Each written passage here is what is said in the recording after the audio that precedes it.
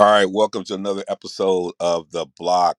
We're getting into a lot. We got a lot going on right here. We're gonna have good fun.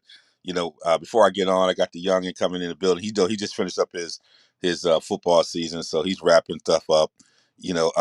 How's it going, man?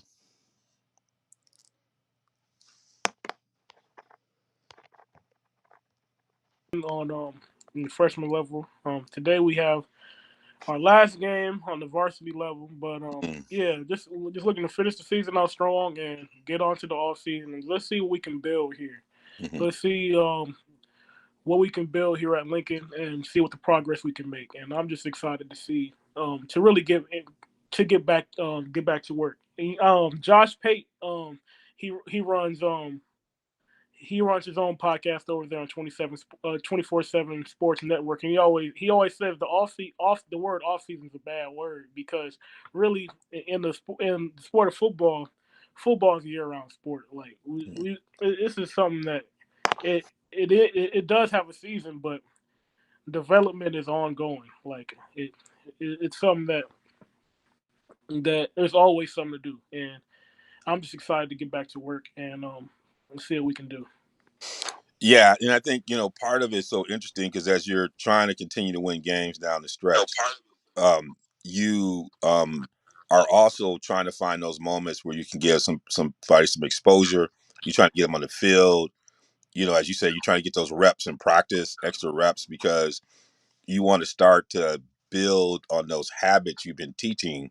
So that as you get into the winter break and the other parts of the training cycle and start to get into spring ball, you're building momentum right now towards next season. So it's always an interesting period for coaches when they are trying to find ways to continue to compete as well as get additional reps for those particularly those younger athletes that you're trying to build their fundamentals so they can be major contributors to your program moving forward. So this is always an interesting period. I remember talking to Brett Bielema about the way in which they handle the process when he was at Wisconsin between the end of the season and the bowl game. And so many of the teams use that period to really um, build the capacity of their younger players and their backups. They have a lot of individual work. Even if, they spend a lot of time, almost like a training camp, before installing their game plan for the bowl. And it just was like fascinating to kind of hear, how, especially when you think about, how Wisconsin football is really, and other programs are really focused on, this ongoing kind of talent development strategy and what, really thinking about with that period. So how that end of the season management happens is always critical, no matter what sport you're involved in. So it's something that's kind of it's been in front of my mind here and thinking about it going down the stretch. So it's good to hear that you have that, what I call a growth mindset. You're always thinking about how to build and move it forward. So that's always a good thing to talk about. Well, welcome to the block. It's one of our podcasts on our Real Sports Guys platform. So you can always go to www.realsportsguys.com and catch all our content. And find us. We got a number of things out there. We got some great stuff, either from our one mic or from our other podcasts. We have a boxing moment. We have that Darnell I do. We focus on boxing, which we'll talk a little bit about in this show as well. So there's a lot of good stuff happening that we want to make sure that you get over there and check us out. As we're trying to continue to build what we got going on right now. So I always want to make sure that we share the good news. We share the good news. Today on the show, we're going to talk about the future is bright. And so you'll get a little bit of taste of the boxing moment in this one. There's a lot happening in the boxing game, some good stuff happening, some recent fights that have gone on, and kind of want to bring that in. NBA kicked off this week. It was just like, this was like the week, I know Hank, one of our brothers on the other one, we always, along with Game Changer, always talks about like, this is like sports Christmas right now. Where you get everything, you get it all. You get the gumbo, you get everything right now. So the NBA is kicking off. College basketball's coming. You got college football out there. You got you got hockey jumping off and things happening. You got the baseball heating up. You just got so much good stuff. WNBA finals was off the chain for Shy Village coming down. It was just so much happening. But the NBA is coming off with all the storylines, and so I know Young is ready to go. That and then you know we grew up in Michigan, and you know, I know my boy Jalen Rose is always trying to roar, but now it's a whimper. We try to figure out how to fix the Lions, but also fix our favorite team. So we're gonna, Darnell's like our resident, college football doctor. He's like, hold on, I might have something, to address that symptom that you got going on, and so we might have to go to. We have to go to Dr. Kirkland Jr. To probably help figure out how we fix the ailments we had with the Lions and the Steelers. So we're gonna get into a little bit of that today. So we got a full, as my boy said in Creed, that's a balanced breakfast over there. We got a full balanced breakfast over there. And you might see me nibble a little bit on my balanced breakfast right here. I got food because this is early in the morning. This is how we get down. It's real close by. So, Darnell, if you got some food by you, whatever, we're going to eat and just talk as we get up. The future is bright. What's the future bright about in boxing? Let's bring in folks. What's going on in the game right now? All right, so this week we have Shakur Stevenson versus Jamel Herring for Jamel Herring's belt at 130. Shakur Stevenson, this is a guy that is, in my estimation, he's going to be one of the top pound for pound fighters in the world in the next 3 to 4 years. He is a guy that was highly touted coming out of the amateur boxing system. He was a Olympian. He lost in the gold medal round back in 2016, but he was one of the highest, regarded amateurs that has come out of America in the past 10, 20 years. So it's going to be exciting to see him versus a guy like Jamel Herring, which is a guy that they have a lot of familiarity together because Jamel Herring, if you don't know, he trains with Bomac, which is the trainer of Terrence Crawford, and Shakur Stevenson has spent time in that gym. He spent time working with Terrence Crawford. They have this big brother little brother relationship. So the teams know each other, the camps know each other, and this is going to be like a. It's going to be interesting to see how this plays out because you got guys like Terrence Crawford that's like, I got to stay neutral. Both my guys, so I'm not going to pick a side. But yeah, it's gonna be interesting how this plays out because a guy like Jamel Herring, he's an underdog, but he does have experience, and he does have a great corner behind him, like Bomac, um, and also the other trainers that work with Bomac. They're very knowledgeable about the game of boxing, and And Herring comes with they're this. also knowledgeable about And Shakur because they seen him up close and personal. Herring's a veteran too. Yep. So right, he comes with this military. There's a fanfare, right. Am I right? Didn't he come like with a more of a, maybe I missed Yeah. that. I thought Herring had like a military. No, no, no. He served. He served He in served. Okay, I yeah. believe he served in Afghanistan. He served in So there's something Afghanistan. when he comes in. There's something about that, right? That also could bring some energy into the space because of that. It's not like Stevens is not a villain type person. He's a likable person, so it's gonna be interesting. Both of them come with really interesting stories. And like you said, Herring's that guy. It's almost like we recent fight with Pacquiao, right? And just you know the betters might go one way, but real boxing people like, no, this is going to be a fight, right? This ain't going to be, and this is where Yeah. this is where you have an opportunity to see how great Stevenson is, right? It's hard sometimes to see how great somebody is until they get into a fight like this, and you realize it was like when Floyd fought Diego. It was at that point when people realized, oh my goodness, this is what we talking about, right? It's like in that moment you were like, oh, okay, this is who. Now we haven't seen that Floyd very often since then, but that was a moment when people were like, oh, Floyd's another level, right? Floyd, because Diego was like the boxer's boxer.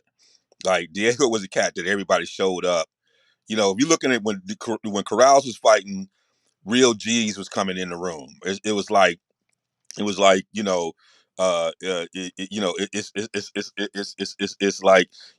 one of them verses when you in a real G's verses. Big Daddy Kane, KRS is gonna, not real MCs coming in to watch this, because this is about real MCs. And Herring feels like that kind of person. He's gonna bring that kind of game. People know that. So for Stevenson, it feels like for Stevenson to really show himself in this fight, that just adds a really big kind of moment. It feels like that to me, but I could be wrong.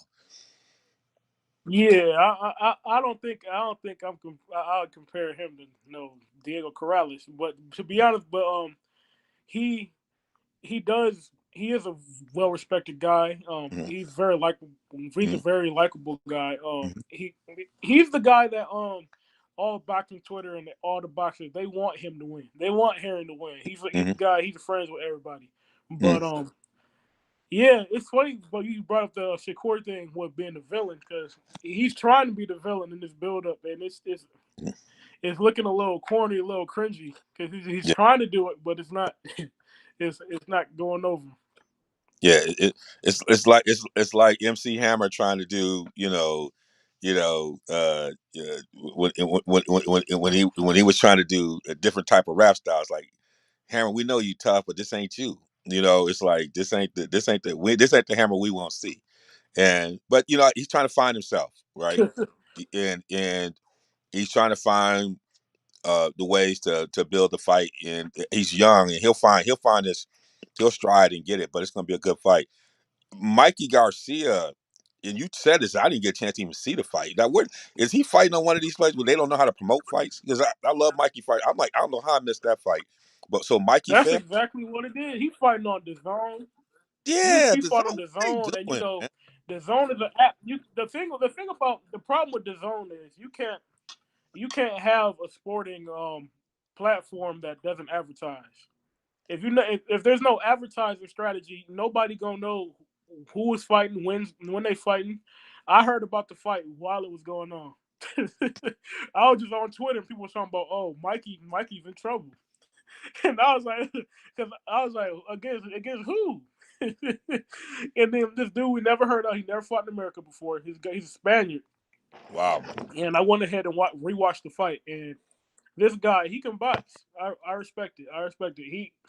His resume is not good. He does have a lot of fights, but he lost to oh man, oh shoot, I forgot his name. If I wasn't on my phone, I'll pull it up. But he lost to this guy that's a journeyman fighter that Rolly Romero beat. So Mm. that's just the kind of competition that Mike Garcia lost to. But I gotta take my hat off to him. He was boxing, and if you want to learn about boxing, you go watch that fight. He was, as the old timers would say, he was swimming. He was walking through the rain, and he wasn't getting wet. You know what I'm saying? Mm. He didn't have an umbrella either. He was he was going in there. He was slipping and sliding. Whenever Mikey Garcia tried to throw the hook, he was out of there. He was turning. He was out of there, and he was still tagging him. I mean, he put on a masterpiece boxing performance, man. They gave him, Sandor in Martin my beat opinion, that Mikey was Garcia. an 8-2 fight. That was an 8-2 fight. Wow. Sandor Martin, eight My to two. goodness. You got his boxing rep pulled up. I'm trying to You got boxing rep pulled up. yeah, I'm trying to, I mean, I'm trying to catch up and look at this as we're rolling. It's the crazy thing about this is, there are times and there are fights you have that you're never the same after the fight, right? And Yeah. um uh this is probably one example. I mean, he fought Spence, and the question is, did he take such a beat down from Spence that No, that's not it. That's not what how you this is it. not a fight that Mikey Garcia loses. No, You know what I'm no. saying? This Oh, I'll you tell got you to be what able it to is. explain it, because Mikey. I'm gonna tell you just like I'm gonna tell you just like I told Kevon. Ring rust is a real thing. You got to stay active in the sport of boxing. because because I've been telling my boy Kevon about J Rock, Julian Williams for years, and this was his first time watching him fight on the Wilder Fury 3 undercard, and he lost to a journeyman as well. Hmm. And I was saying, and he was like, "Man, J Rock is trash." I was like, "Man, J Rock is not trash. He hasn't fought in 2 years. That's what ring runs do to you. You're not gonna look like the same fighter after 2 years. Only special fighters can do that. Only a guy like Sugar Ray Leonard can do that. But Only a guy like Floyd can do ring that. rust is Only a if guy you like Manny can fighting a Pacquiao can top do that. fighter. You got to be that fat, But right? ring rust eight is not for Sandor Martin. Like that don't explain a loss to Sandor Martin. Nah, yes Come it on, is. you should be Yes you it should be. is. That's one you got to just I gut out. tell you. I got I to watch. yeah, I got it pulled up right now. Okay. It worked and it didn't kick me off. So the Well, I guy right now. Sandor Martin lost to Something's was going on because I don't Anthony see you Yajit. right now.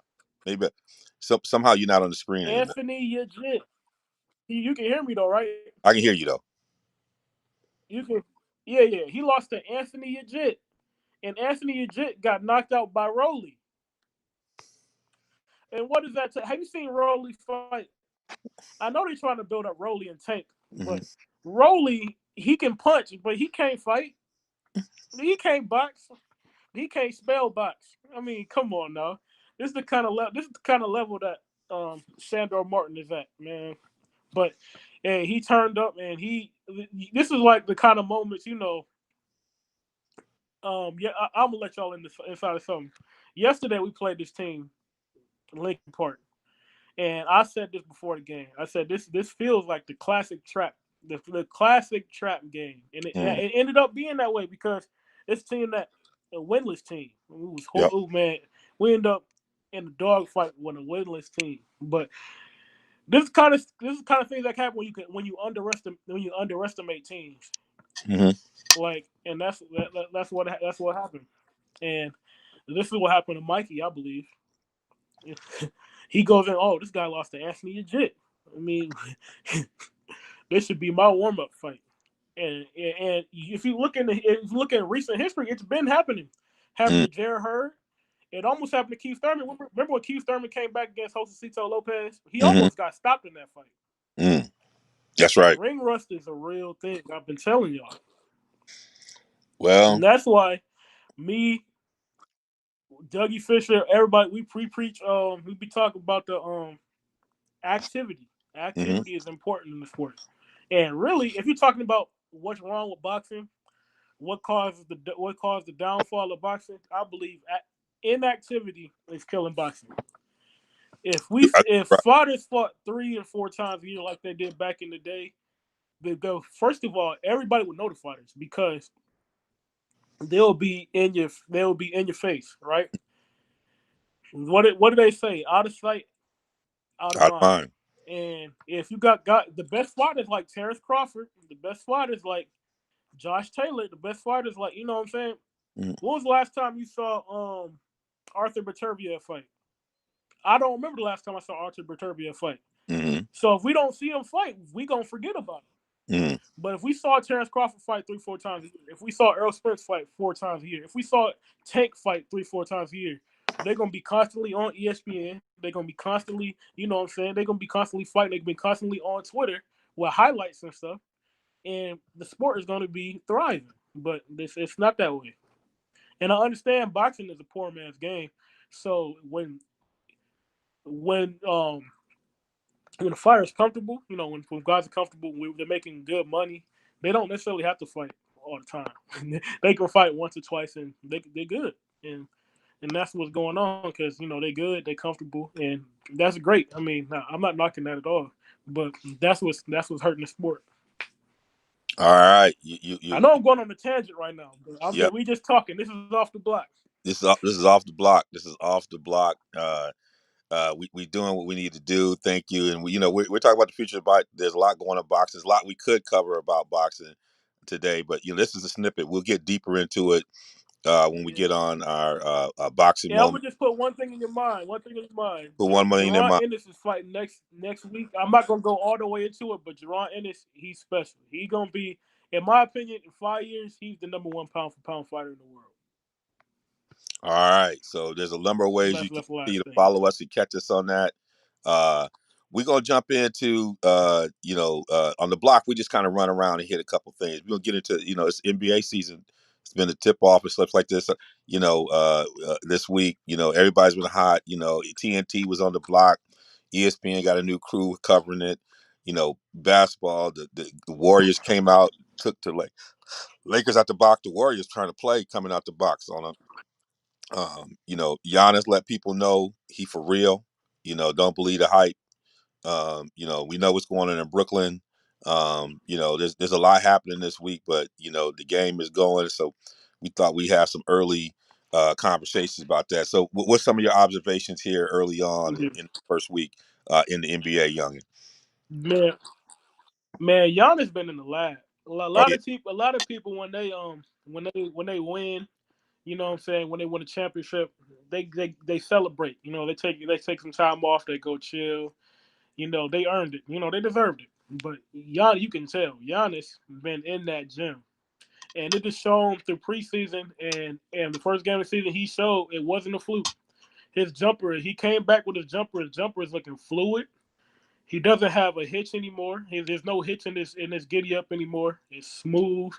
It looks like he's been working. He's working with somebody, and you got to pay that guy. Whoever be working with his shot, you got to pay that man. And Ben Simmons better be on the first thing smoking, talking to that, talking to him, because his shot looking smooth. And I'm telling you, if this ain't a fluke, you better watch out. He's gonna be MVP again. He's taking the crown as the best player in the league.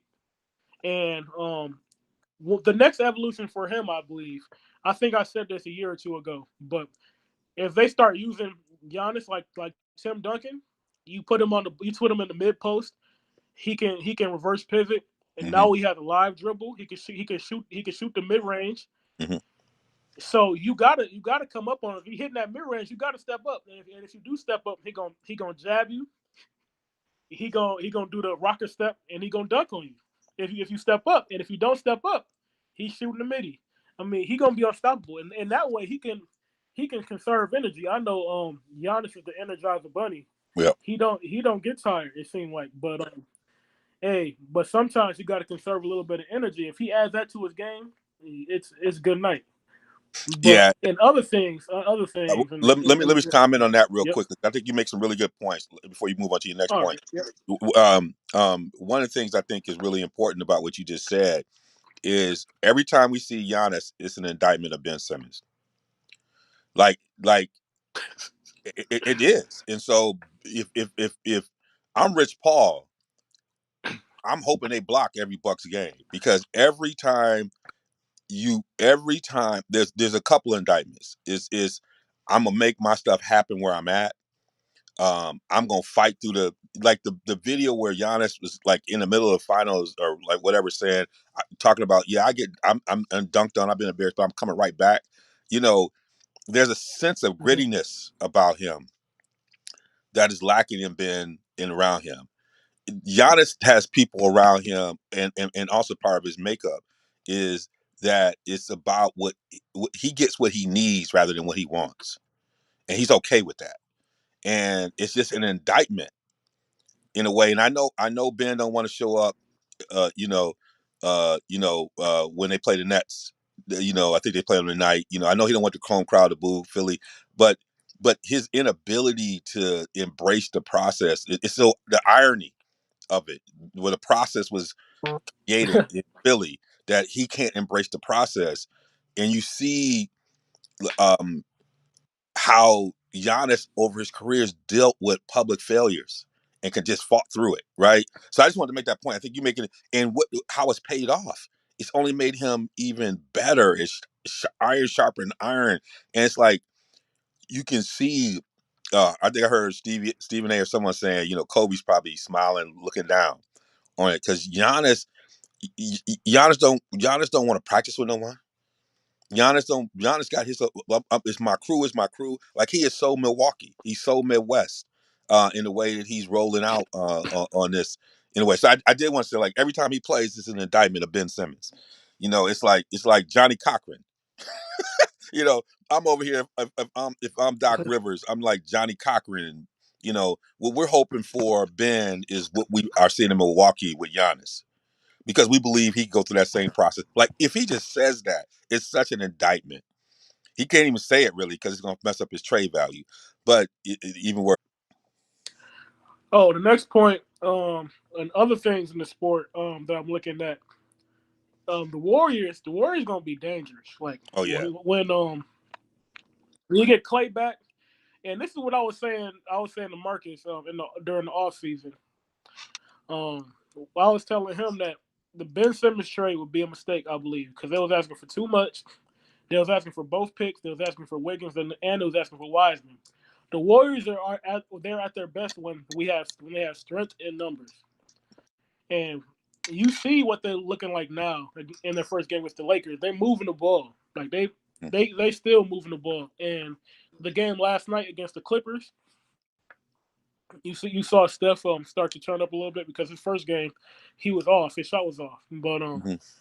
when you add Klay Thompson into the mix, and when you add Jonathan Kuminga into the mix, when you add Wiseman into the mix, I mean they're gonna have so much. They're gonna make a push. They're gonna make a real push at it. Well, one thing this is back to an earlier point about how it's important to have patience and look to the future. And even when you're struggling, you continue to build capacity. What Steve Kerr did last year in the way that he developed Jordan Poole. Remember, he sent Jordan Poole them down to their D League team. He spent a few weeks there Yeah, up his game, doing stuff. Then he came out of there on fire, and you continue to see that trajectory, right? That player development. I remember having this argument with Marcus probably about 5-6 years ago about the importance of player development.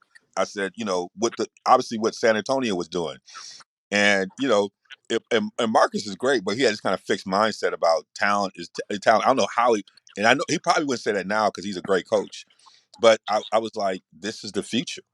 Like the future of the NBA is built in your ability to have a player development system. And I don't think anybody has a better. They've taken San Antonio to San Antonio West now. That's Golden State. And so I think you're right.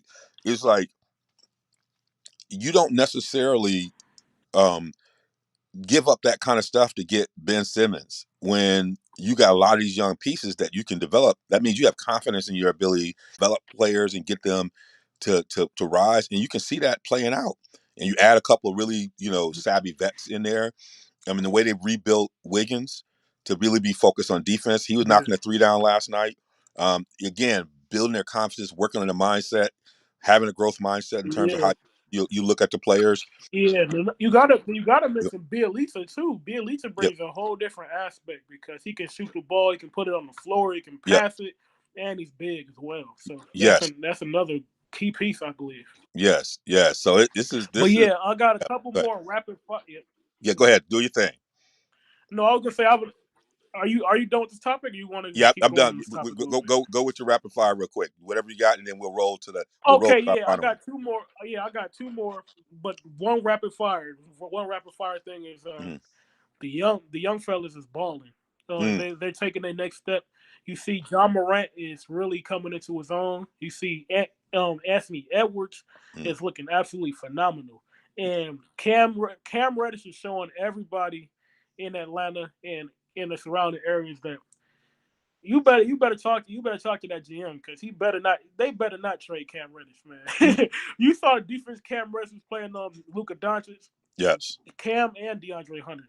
I Yep. mean, they building something special there, and they better find a way to keep those guys together. That's right. I mean, I believe they could be the new version of the Warriors in the next generation. But they really starting to put it together. And the last thing I want to say is Zion, man. We got to get Zion. We got to get it together because these injuries gonna keep piling on because he got to get himself together. And hey, who am I to judge somebody on their weight? But who am I to judge? But at the same time, this is basketball. This is not football. I saw them say. I think Bleacher Report. Somebody said that Zion is at 318 right now. He said 318 right now. That's okay if he playing one check. If he playing three check for the Saints, that would be just fine. Like the Saints will take Zion Williamson at 3 tech tomorrow. But that's not the case. He's playing for the Pelicans. He got basketball is a continuous game. You got to run up and down all day long, and that's just wear and tear on your body. And he's not gonna last like this. He got to talk to. If there's somebody for him to talk to, it would be Charles Barkley, because Charles Barkley went through it too. Moses Malone got to him early. He told him, man, uh, the reason you're not playing is because you're not in shape. If you come down a little bit, then you're gonna be something. And Chuck listened to him, and Charles Barkley, now he's in the Hall of Fame. He was a top 50 player. I mean, it can happen for Zion too. I don't think it's too late. It's not too late, but he got to make a move on it. Yeah, it's unacceptable on this day. Like one of the first things I heard a couple of veterans say, you got to get. They always tell. I think it was Chris Paul was telling. They always tell rookies is you got to get you a chef. Like one of the first investments you do, you get you a chef, and he said other thing all about your body. And Zion, this is all you're doing. This is all you're doing, baby. There's no excuse for you to be over 300 pounds. None in this day and age. And this is part of this kind of passive aggressive, I'm going to do it my way kind of thing that is problematic. And I keep saying to folks, who's your Jim Brown in your house? Who's the cat who's going to come in here and tell you the stuff you need to hear? Zion should have been in the off season. We should have videos like him, like we get LeBron always showing the videos. That's what Zion. My body's changed, and he's leaving too much money on the table dealing with this, and it's wear and tear, and it's the equivalent of a running back.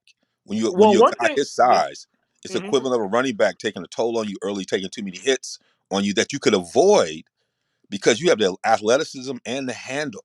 That if he lost the weight, he's not going to lose anything by losing the weight. He's only going to gain because he has good handle.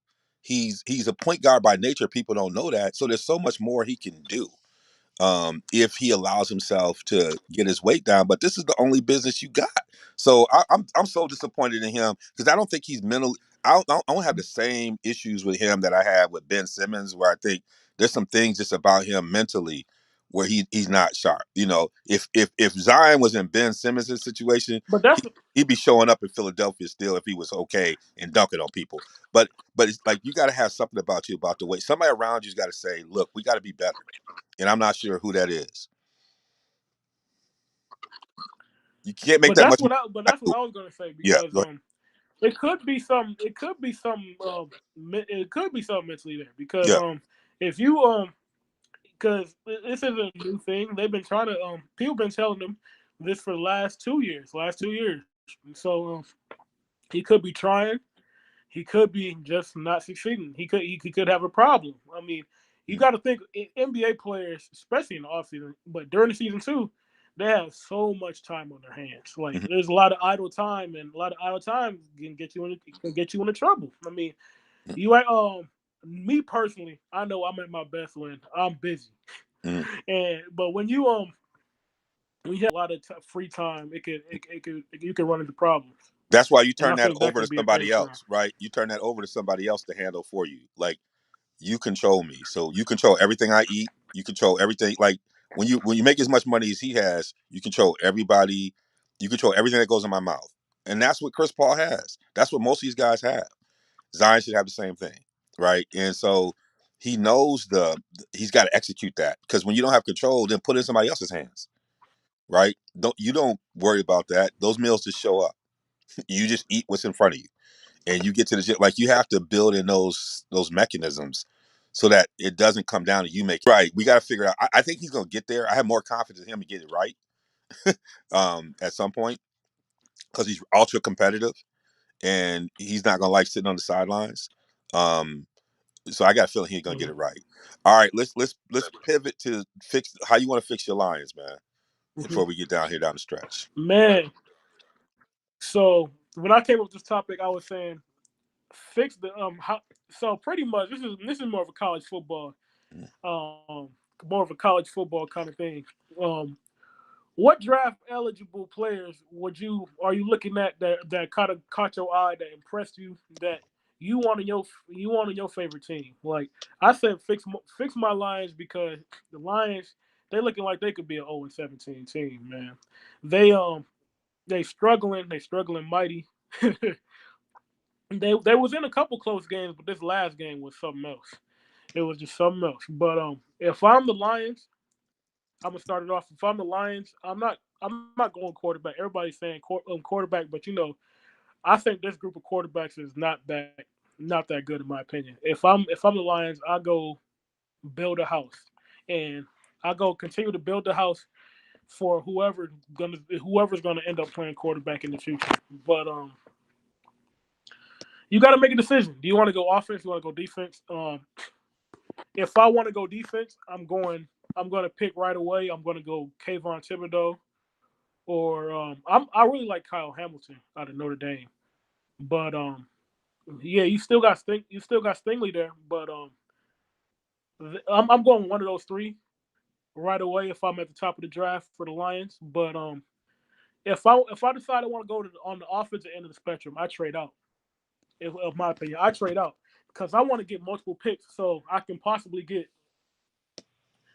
um one of the Ohio State receivers, either Garrett Wilson or Chris Olave, and I want to pair him with a guy like Jahan Dotson maybe. Or even if they both available, I'm picking both Ohio State receivers. In my opinion, I want to get I want to build it like that. I want to grab the receiver room is very thin. I want to build the playmakers in that room because I'm gonna get two receivers out of that, two receivers out of my first pick, and trade down, get two receivers, and then I'm gonna continue to build the offensive line because you can always, the draft is funny with with interior offensive linemen. You can get real good guards, good centers and stuff like that in the third, fourth round. So I'm gonna go there as well. My second round pick, I might get a DB. I don't know who's going to be available in the second round, but it's a deep corner class. You got Stingley in there. You have Kyer Elam in there. You got the hometown boy Sauce Gardner in there. I mean, there's plenty of DBs to go around. And at the safety level, you got Dax Hill. You got Jordan Battle from Alabama. Of course, I already talked about Kyle Hamilton, but yeah, this is a real deep class. We're talking on the defensive side of the ball. So um, I'm either going right up top, defense, or if I'm going offense, I'm trading down. I'm trying to get multiple guys. Yeah, and I was saying, even for my Steelers, I would try to add. I like Olave. I would try to add another receiver. They still haven't really defined a number one receiver, even though they got some really good receivers. I think you gotta continue to Yeah, think about how you build depth there, as well. I would also continue to build that offensive line. I think they're coming together, but I try to build depth into it because Najee's going to be the future. And then I might even late try to go, or sometime try to even think about add another running back, that 1-2 punch. Maybe if he's dropping someone like an Isaiah Spiller or something like that, or continue to build depth in that running back room to go with Najee, so you don't get so much depth. But everybody say, well, you got to go get a quarterback. I just don't know if there's going to be a quarterback. They got some young guys in their quarterback room. They got to find out if they can play. Um, and I don't know if they're going to be in a position to, you know, grab someone that is going to be that much of a difference maker. And I think they got to really resolve that. But I think if they either determine they have it with one of the young guys that's currently in the room, or they get something through free agency, it's all still going to be built around. I think they're going to move more towards a Raven style offense, back to old Steeler ball, where yeah, Najee's the focus, and they got they got a young tight end already who's beginning to emerge. And again, adding to that receiving core, get some speed, some guys who can catch and go. I think Olave is a great example of somebody who you get in his hands, he can make it go along with all the other folks they got already in that room, Claypool and all those guys, to continue to create options on the field that people have to worry about, and then continue to reinforce that offensive line so that running game is continue to be potent. And also, Najee's a great receiver out the backfield, so he's another person that could be a part of that passing game. But I would continue to add there, and then I would continue to maybe late see if I can find continue to reinforce the defensive backfield. Corners, I don't think they can continue to find talent late to continue to add on that back end because they got the front seven coming together to get pressure, but the stronger they can continue to get with depth on the defensive side is where I might go with the Steelers. I think they got a lot of options a lot because I think Najee is going to be evolving and continue to be that focus of the offense. And then obviously they're going to decide where they're going to go with Ben.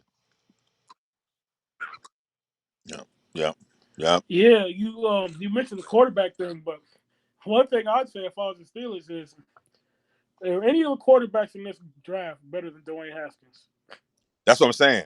Like I I don't don't think think so. there's nobody better than Dwayne in the draft. I would say no. I don't think so. Matt Corral is in a system that's really schemed up for him. Yeah, He's executing. I give him respect for that. But on raw talent ability, I don't know if he's better than Dwayne Haskins.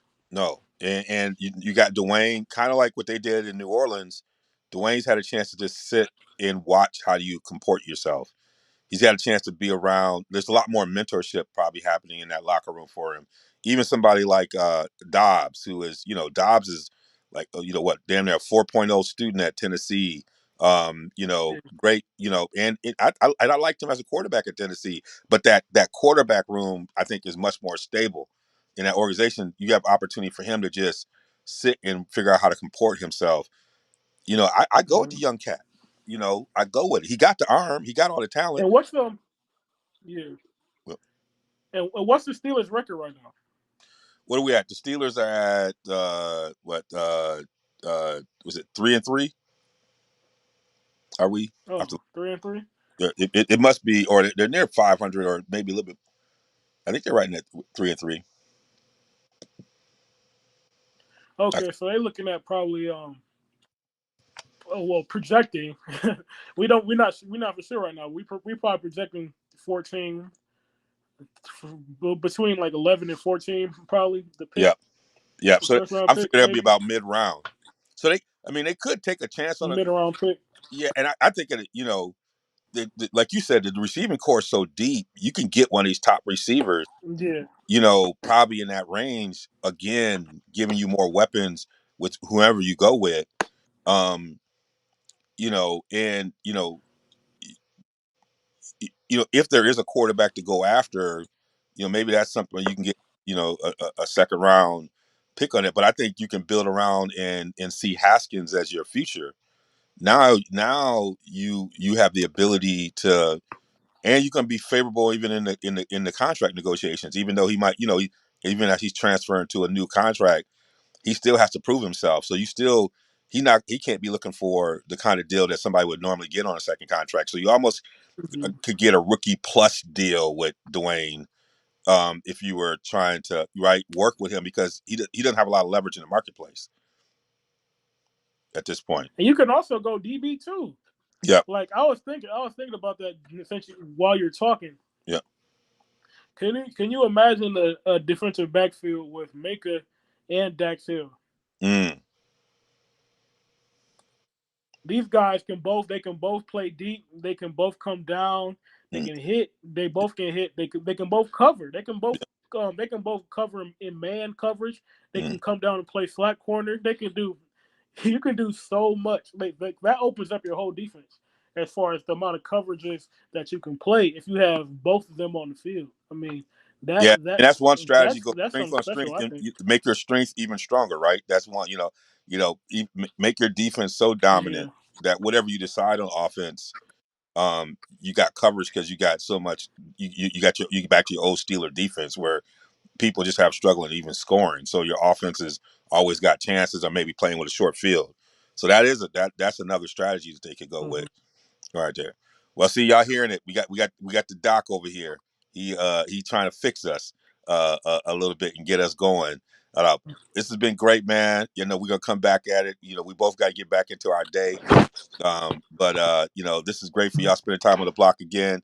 Go hit us up on realsportsguys.com when you have a chance. But we look forward to uh, you know hanging with y'all and doing all this great stuff. And we'll definitely uh, see y'all on the other side. Peace.